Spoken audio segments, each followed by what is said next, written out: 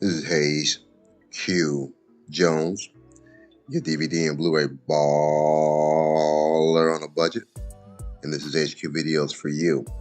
If you're new to the channel, please like, share, subscribe. If you're a current subscriber, what's up? You know the routine. You are greatly appreciated. Come on in, make yourself at home. This week takes me to Dollar Tree. Yes, I'm still picking up movies at Dollar Tree. They're still dropping them off, even though a lot of the titles dropping off are the same damn titles. I'm still able to do a deep dive and find some new titles out of there. But before I get into what I picked up at Dollar Tree, not only do I collect movies, yes, I'm one of these wild individuals. I actually watch them. And on a weekly basis, I like to share some of the things I've watched with you, either streaming, live in the theaters, or physical media. And just gonna jump right into it. With a Dollar Tree pick. This is a 2019 drama horror thriller, The Banished. This was directed by David Bohorquez, starring Katie Benson, Tigra Holler, Fiona Horsey, Jennifer Hyde. And this is one of those Sunday watches, real slow kind of movie. It revolves around a disabled man is haunted by the torture he suffered as a small child when his terminally ill half-sister returns to their small upstate New York town looking for answers to why their mother abandoned them 40 years. Very slow movie, very twisted ending. You like horror, kind of a slow burn type of movie, I believe you can probably still find them at Dollar Tree. The Banished, not a bad flick. My next one, this is an older one. This is a 2001 action drama horror sci-fi thriller. This is Venomous, directed by Fred Olen Ray, starring Treat Williams, Mary Page Keller, Haynes Janicki, Catherine Dent, Anthony John Dennison. This is, I don't want to give too much detail. I don't like to give spoilers. This revolves around this area where they have these mutant snakes that survived a terrorist attack on a government laboratory, and now they threaten the small town in California. Earthquake has brought these snakes to the surface, and all of a sudden these people start getting bitten by these snakes, and it revolves what happens around the victims. A little cheesy. 2001. If you see Treat Williams, you know it's a straight to DVD movie though, but still a lot of fun. Had a good time watching this. 2001 Venomous. My next pick is actually a TV series. This premiered on Epix, which is now the MGM Plus channel, February 20th, 2022. This is a TV series called From, F-R-O-M, From. It's created by John Griffin, starring Harold Perrineau. You might know Harold Perrineau if you ever watch Oz. I couldn't watch Oz, I'm sorry. I think I've watched a total of maybe 10 minutes of Oz. Every time I watch it, it has some guy getting raped in prison. So I'm like, okay, this is not for me. You also might know Harold Perrineau from Lost. You also have Catalina, Sandino Moreno, Ian Bailey, and David Alpay. And this is very much like a Stephen King movie. It's like a nightmarish town in middle America. Don't give too much detail, but this particular family drives in. They have this incident, and the story evolves from there. Almost through with the first season. Very creepy. Hasn't really dropped a lot of details on what's going on, but just kind of the events get stranger and stranger though. But very cool series so far.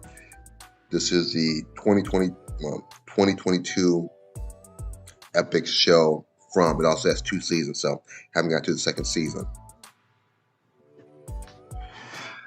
My next selection is a dedication pick, which requires a little backstory. So if you're someone that's short attention span, ADD, I'm not mad at you. Go ahead, fast forward to this part, get to the Dollar Tree videos, the stores, the pickups that I did, my classic pickup, 3D pickup of the weeks. Go ahead and fast forward to that. If you're interested in this next pick, sit back, relax, have a drink, have a smoke, and listen to my little soliloquy about my next video. My next video relates to a certain group in Florida, specifically the Latino group, and I'll get more specific as I go through the story. But to give you the backstory, let me tell you a little bit about myself and my relationship with Latin culture. I grew up in the Midwest, pretty much a Dutch conservative town. People like the DeVosses, Eberhards, the Krogers, their families. There's a lot of old, long money there. I went to a Catholic school from kindergarten to 12th grade, predominantly white school, a few blacks there. No Latinos that I can recall. Didn't experience any Latinos until my freshman year in high school. Growing up back in the 70s, there was only 5 channels, television channels. There wasn't any cable. We had ABC, CBS, NBC. We had an ABC affiliate, which I believe was Channel 41. And we had PBS, which was Channel 35 back then. And TV was a lot different for kids back then. It was very educational. I remember watching things like Schoolhouse Rock, learning how to count by threes. 3 is a magic number. 3, 6, 9, 12, 15, 18. I learned about English, conjunction, junction, what's your function? Or I'm just a bill, stuff like that. Mostly in the summer vacations, when there's nothing on TV, I'll sometimes turn to PBS. And some of my favorite shows growing up, Sesame Street, Zoom, and a show they called Villa Alegre. And back then, Sesame Street, a little bit of Zoom, they have a little Spanish in here, uno, dos, tres, cuatro. But Villa Alegre was a bilingual show. And it's somewhat fascinating to me because a lot of the people there look very similar to people in my family. Even though I'm not Latin, I'm black, but if you know anything about black families, the complexions range from very light to very dark. And a lot of my aunts and cousins, you might consider them, they will call them red bones or Mississippi red. And again, we feel the spectrum. So I'd watch the show Villa Alegre, and people look like some of my relatives speaking Spanish. So that's how I became interested in the Spanish language. Fast forward, middle school, I actually took Spanish in middle school. Fast forward to the 90s. Yeah, a lot of fast forwarding. Into the 90s, I'm working for an oil company, and I'm hanging with my homeboys at a strip club. This is before Mr. Jones and before my son R2B2, way before them. And just to give you a backstory on strip clubs back then, I was working for an oil company, and it was very common to take some of the store owners who owned the gas stations to the strip club. And you're like, that's bullshit. No, it really happened. For example, if a strip club was called the Sugar Shack, you give them your company card, they give you a receipt. It wouldn't say Sugar Shack on it. It might say S&S Corporation. You can write that off on your expense account. Drinks, lap dances, the whole 9. Very true. So I'm out at the strip club with 3 of my homeboys. We're all black, and 4 Arab Americans. Actually, they go by the name Chaldeans. That's important because a lot of Arabs are Muslims, so they don't drink. Chaldeans are considered Christians, so they drink and go to strip clubs. Go figure. One of the Chaldean gentlemen, his father owned one of the stations in my territory. The other 3 were friends of my homeboy, Jay Smooth. That was his name. So we're at the bar. We're tipping it up. We're having a good time. This is like probably December, November. And for some reason, the topic, let's go to Acapulco for spring break. Everybody's like, yeah, we're going. So as the months progress, one by one, my homeboys would drop off. It's like, I ain't got the money. I can't get off from work. The day before I'm supposed to go to Acapulco, my homeboy, he's an attorney in Atlanta now, Toca, couldn't get his passport last minute. So basically, I'm going to a foreign country that I've never been to with 4 guys I barely knew. Make a long story short, Had one of the best times of my life up to that point in my life. Two very memorable moments, kind of freaked out moments. One was when I went to a club called El Abrije, which is translated to news, and give you a little backstory on myself as far as physical appearance. I'm about 5'9", been 5'9" probably since I was in 7th, 8th grade. It grew very quickly, then I stopped. Most of my homeboys are athletes, so they're over 6 feet. I think the tallest one is 7 foot. Most are about 6 feet, 6'3". So I'm in the club and it's packed. And, we're making our way to the bar. And I noticed something just very strange. I can't figure out something different about the club. It's just like, it's packed. It finally dawns on me. I'm the tallest motherfucker in the club, which never happened before.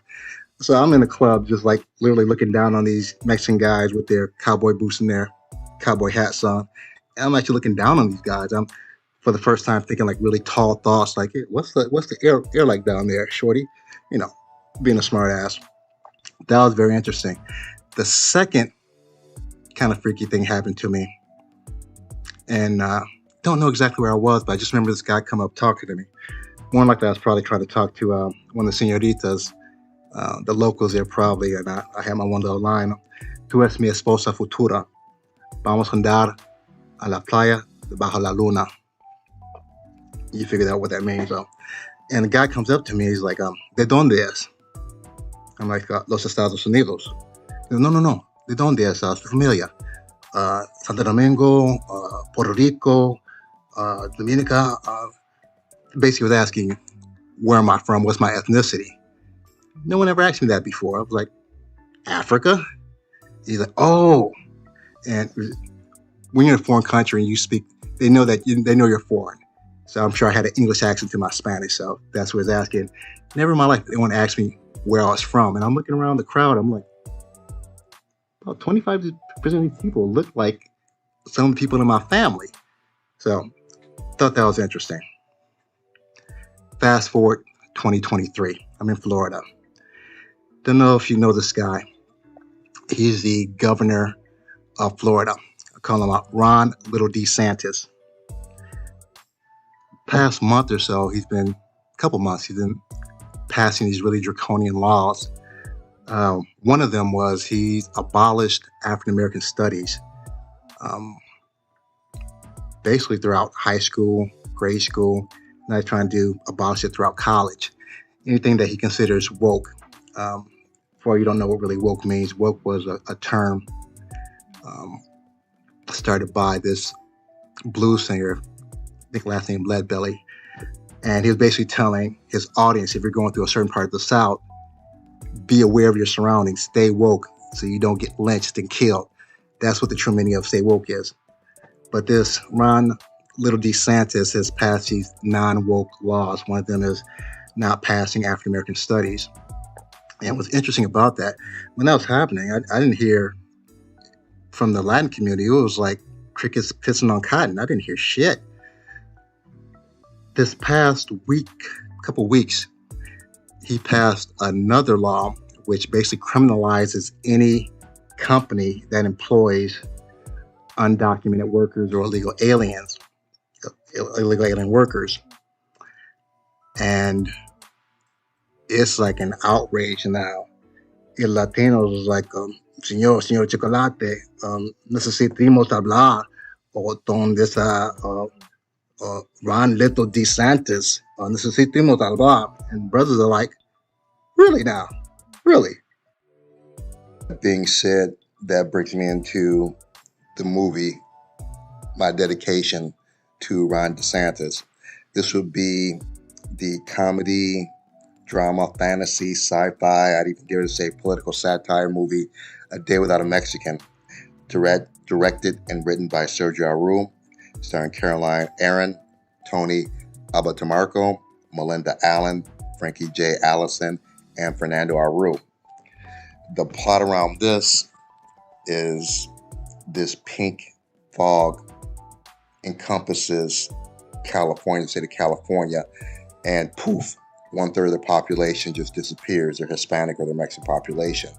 and the whole state is just in upheaval, it's chaos because a lot of their economy is generated by their undocumented workers or illegal aliens. And very cool story, very comical in a lot of parts, a little dramatic in a couple parts, and nice little twist throughout the movie. So thought this was very apropos of what's going on in Florida with DeSantis and the basically making it a felony to employ undocumented workers, as well as some of the bans that are going on around books, critical race theory, woke. Actually, in Clearwater, which is just across the bridge, a teacher possibly losing her job for playing a Buzz Lightyear movie that had a transgender character. Can't make this shit up. Now, without further ado, sit back, relax, have a drink, have a smoke, and I'll catch you on the other end of this video.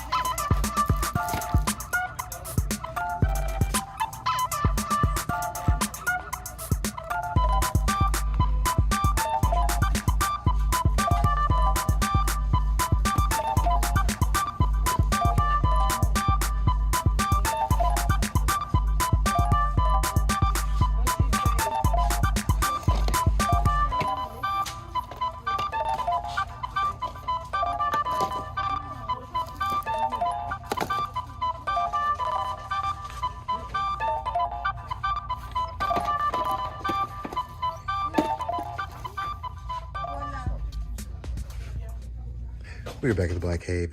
Back at the Black Cave. We are back at the motherfucking Black Cave. Have my Dollar Tree pickups here. Let me get them scanned in and we will jump right into it. Give me just a second.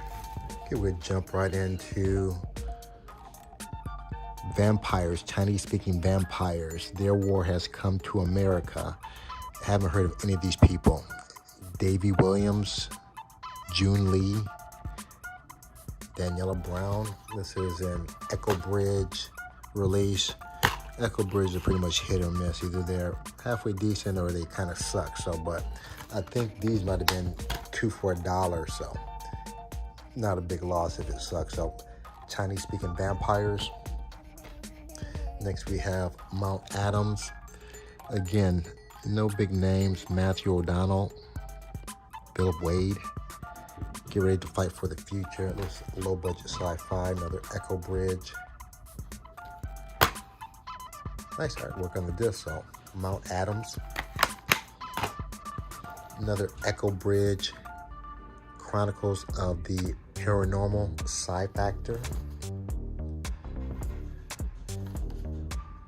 Season 4, so I guess it's the whole season. Oh, okay, did not know that. So this is the whole season. Okay. Might be an interesting watch. Next, we have Hatched. Looks like a bad knockoff of Jurassic Park. Georgie Banks, Megan Purvis, Marshall Hawks. Never heard of any of these folks. This is a Uncorked release, so sometimes Uncorked has some pretty decent movies. They're more on the horror side though. So, Hatched. Next, we have Devil's Mile. The Road Will Never Let You Go. This is a 4A, Phase 4 film. They have some pretty decent horror, so this might not be too bad, low budget horror. Devil's Mile. Next, we have Pooling Paradise. He looks familiar. She looks kind of familiar. I don't know about the rest of these folks, so another Echo Bridge release. She's like a broke Lindsay Lohan. He looks like a broke Ryan Phillippe. She has a Q symbol branded on her head, so this might be somewhat interesting. Pooling Paradise. Next, we have Apartment 212. Also goes by the name Gnaw, G-N-A-W. That's what it scans in at. This is a Gravitas Venturas. A lot of Amazon Prime, low-budget Amazon Prime movies are Gravitas Venturas.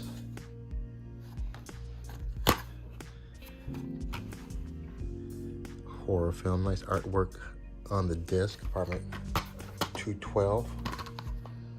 Next, we have Kill or Be Killed, filmed by Dwayne Graves and Justin Meeks. You Can't Outrun the Devil. So I don't know if this is like a Western horror. RLJ, they usually have some pretty decent releases also. To do from, was it The Hills Have No Eyes, the original? Okay, that's why I picked this up. That crazy looking fool. Okay, yeah, this should be interesting. Let's see. I have Criminal Activities, which is not bad. Painkiller's not bad. I have to get Bone Tomahawk. I have a bootleg disc of that. Pay the Ghost was not bad. Day of the Mummy, haven't seen that. Odd Thomas was actually pretty good. Don't have this, and I don't think I have that version of Dark Was the Night. There's another one. So this might actually be halfway decent. Kill or Be Killed.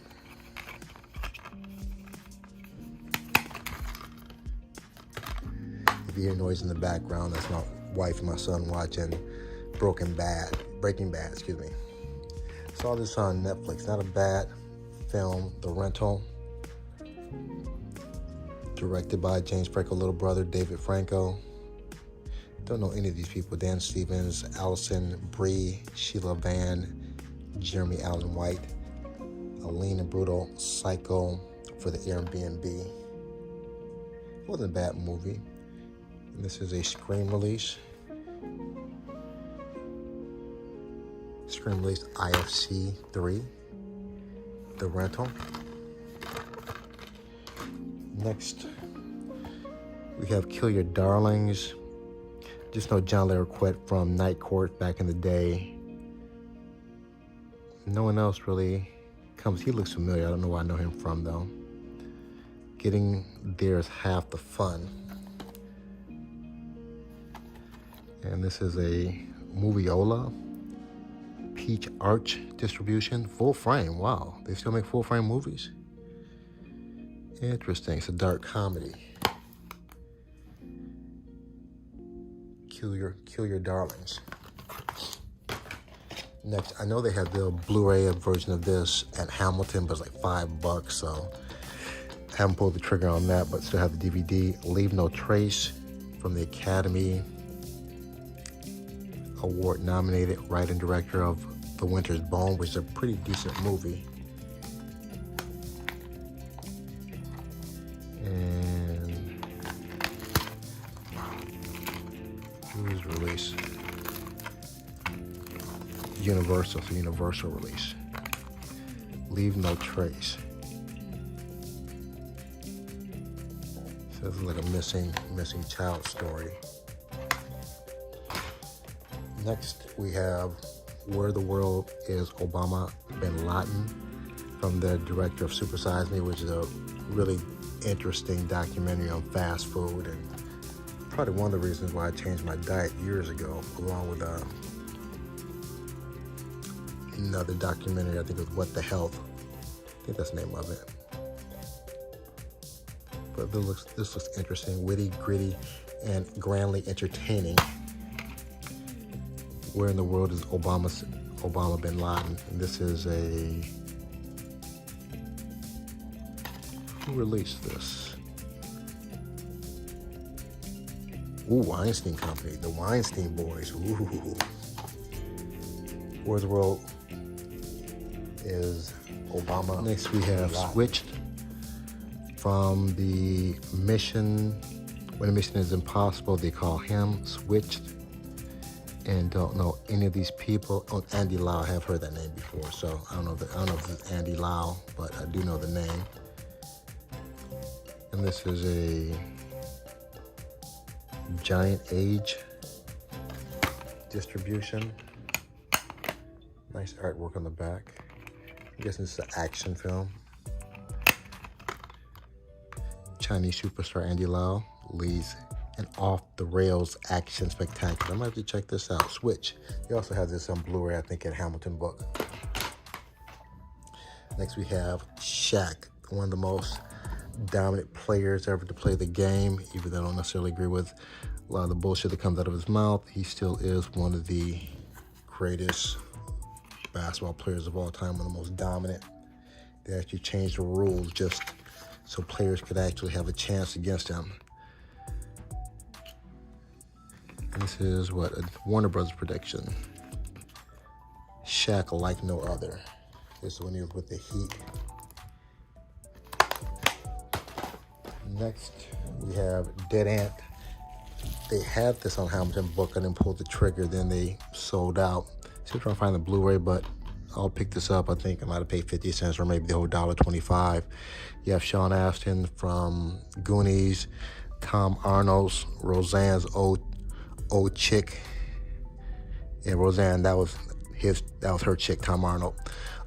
Jake Busey, and I don't know these other guys. Dead Ant from Spinal Tap meets Tremors, so that should be interesting. And this is a Cinegen release, Dead Ant. Next we have Jesse Eisenberg, who's actually grown over me over the years after Social Network and Double. Very offbeat on the other movie he has with Imogen Poots. By Viva, I can't think of the name of it though. Interesting actor.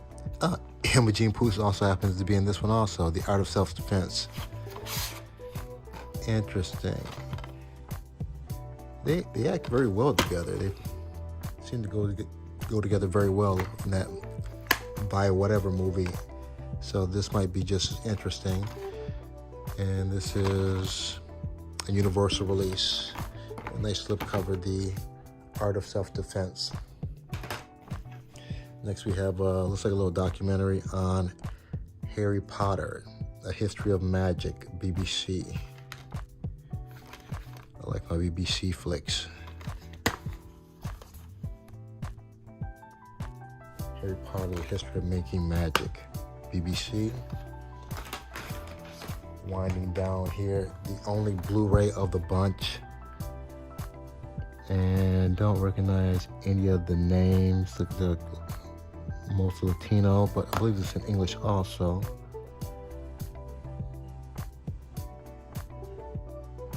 English and Francis, so it should be interesting comedy. What is it? Le Coq Saint Victory. Oh, it's French. It's French, excuse me. Oui, it is French. So, only Blu-ray out the bunch.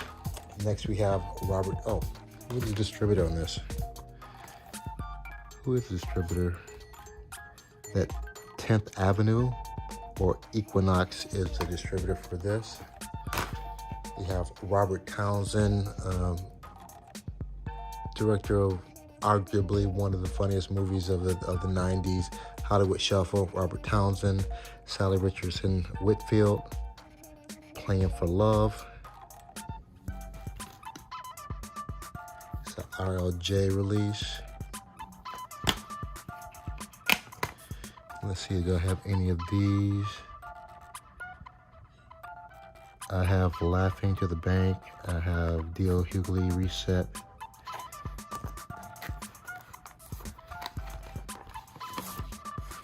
I have I'm a Grown Man, and that's all of them I have. So, Playing for Love. And the last one, something I've been looking for. Pimpin' himself, Cat Williams, Let a Player Play. It's an E1 release. Very, very funny stand-up. Very funny guy. So this is my Dollar Tree pickup. Give me just a moment to separate. Oh, almost forgot. My 3D pick for the week, Amazing Africa in 3D. Just got a quick glimpse of this. Looks very nice. Only thing is Region B, which fortunately I have a Region B player, that's why I got it. Africa in 3D, Universal release, but it's UK because you can tell you have this extra fat ass waste of case plastic. Africa 3D, and my classic pick for the week, my childhood crush, the ever so lovely Jane Kennedy, and her husband, who I didn't care for at the time, still don't, Lee Isaac Kennedy. You have the one, the only, the greatest himself, Muhammad Ali, Kim Hamilton, Mike Gazzo, and Peter Lawford, Body and Soul. This is a boxing drama movie. Haven't seen this in years. There's the man himself, Ali, Muhammad Ali. Now, this is my Dollar Tree pickup. Give me a minute. Separate the plastic from the disc and the artwork and see if any of these make the shelf. Hint, hint, shelf. All right, 1 minute.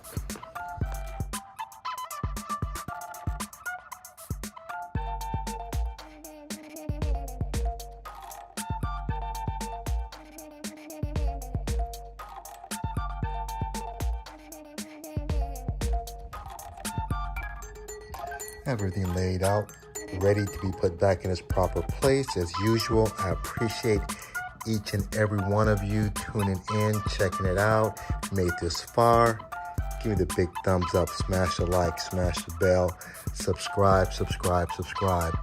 Other than that, may the best of your past be the worst of your future. Everyone be safe. Deuces.